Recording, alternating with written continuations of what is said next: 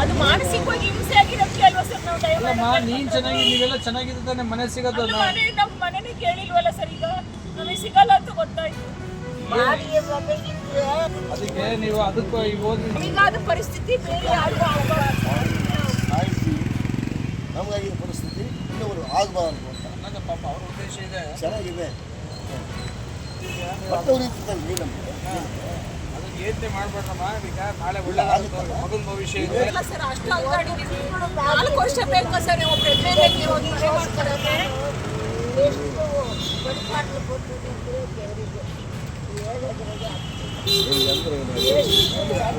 Correct ಪಾಪ ಹೇಳಿದ್ದಾರೆ. ಅವರು ಪಾಪ ಬಂದು ಮಾನವೀಯತೆ ದೃಷ್ಟಿಯಿಂದ ಅವರು ತೊಂದರೆ ಆಗ್ಬಾರ್ದು ಅಂತ ಅವರು ಬಂದಿದ್ದಾರೆ. ಅಲ್ಲ ನಾವ್ ಹೇಳೋದು ಏನ್ ಗೊತ್ತಂತಂದ್ರೆ, ಈಗ ನೀವು ಯಾರಿಗೂ ಅವರು ಯಾರಿಗೆ ಏನ್ ಮಾಡಿದ್ರು ಕೂಡ ಈಗ ನಿಮಗೆ ಮತ್ತೆ ನೀವು ಮನೆ ಆರಾಮ ಇಟ್ಕೊಂಡು ಬೆಳಿಗ್ಗೆ ಬರ್ರಿ. ಈಗ ಏನು ಸಮಸ್ಯೆ ಆಗಲ್ಲ, ಬೆಳಿಗ್ಗೆ ಬರ್ರಿ. ಸರ್ ನಮಗೆ ಮನೆ ಏನಾಯ್ತು ಗೊತ್ತಾ ಸರ್, ಮನೆ ಖಾಲಿ ಮಾಡ್ರಿ ಅಂತ ಪ್ರೆಸರ್. ಬೆಳಿಗ್ಗೆ ಇನ್ನೂ ಕಸ ಹೊಡಿತೀವಿ ಸರ್. ಈ ವಿಚಾರಕ್ಕೆ ಇಲ್ಲೇ ಬೇಕಾ? ನಿಮ್ಮೂರಾಗೆ ಏನಾದ್ರು ನೀವು ಮಾಡ್ಕೋಬಹುದಾಯ್ತಲ್ಲ. ಮತ್ತೆ ಇಲ್ಲಿ ಬಂದು ನ್ಯಾಯಕ್ಕೋಸ್ಕರ ಬಂದಿದ್ದೀರಾ, ಸುಮ್ಮನೆ ನ್ಯಾಯ ಸಿಗುತ್ತೆ.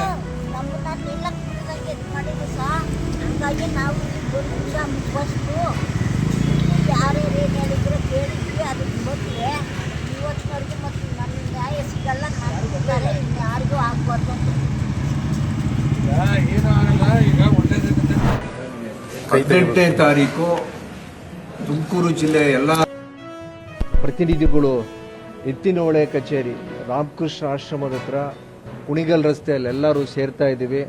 ಬೆಳಿಗ್ಗೆ 10 ಗಂಟೆಗೆ ಅಧಿಕಾರಿಗಳನ್ನ ಪ್ರಶ್ನೆ ಮಾಡಿ ಕೇಂದ್ರ ಸರ್ಕಾರದ ಹುನ್ನಾರಗಳೇನು, ಇಲ್ಲಿವರೆಗೂ ತಮಗೆ ಏನೇನು ಕಂಟಕಗಳನ್ನ ಉಂಟು ಮಾಡಿದ್ದಾರೆ, ಎತ್ತಿನಹೊಳೆ ನೀರಾವರಿ ಈ ಪ್ರಾಜೆಕ್ಟ್ ಬಗ್ಗೆ ಇದನ್ನು ಪ್ರಶ್ನೆ ಕೇಳಿದ ಸಮಜಾಯಿಷಿ ತಗೊಂಡು ವಾಸ್ತವವಾಗಿ ಏನು ಘಟನೆಗಳು ನಡೆದಿದ್ದಾವೆ, ನೀವುಗಳು ಏನು ಉತ್ತರ ಕೊಟ್ಟಿದ್ದೀರಾ, ಈ ಸಮಸ್ಯೆ ಯಾಕೆ ಉಂಟಾಯಿತು, ಯಾಕೆ ನಮಗಿಂತ ಕಂಟಕಗಳನ್ನ ಮಾಡ್ತಿದ್ದಾರೆ ಅಂತೇಳಿ ಪ್ರಶ್ನೆ ಮಾಡೋದಕ್ಕೆ ನಾವುಗಳೆಲ್ಲರೂ ಹೋಗ್ತಾ ಇದ್ದೀವಿ.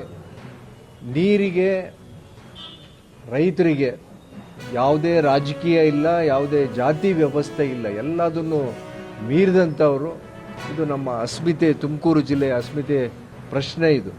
ಹಾಗಾಗಿ ಗುರುವಾರ ತಾವುಗಳೆಲ್ಲರೂ ಆಗಮಿಸಬೇಕು. ಅಲ್ಲಿ ಕಚೇರಿ ಹತ್ರ ನಾವುಗಳೆಲ್ಲರೂ ಸೇರಿ ಅಧಿಕಾರಿಗಳನ್ನ ಮುಖಾಂತರ ಕೇಂದ್ರ ಸರ್ಕಾರಕ್ಕೆ ಒತ್ತಡ ಹಾಕಬೇಕು ಅಂತೇಳಿ ಒಂದು ಜನಾಭಿಪ್ರಾಯ ಮೂಡಿಸ್ಬೇಕು, ಒಂದು ಆಂದೋಲನ ಮಾಡಬೇಕು ಅಂತೇಳಿ ನಾವುಗಳೆಲ್ಲರೂ ಹೊರಟಿದ್ದೀವಿ. ಇವತ್ತಿಲ್ಲಿ ಬೇರೆ ಬೇರೆ ತಾಲೂಕಿನ ಎಲ್ಲ ಪ್ರತಿನಿಧಿಗಳು ಇವತ್ತಿಲ್ಲಿಗೆ ಆಗಮಿಸಿದ್ದಾರೆ.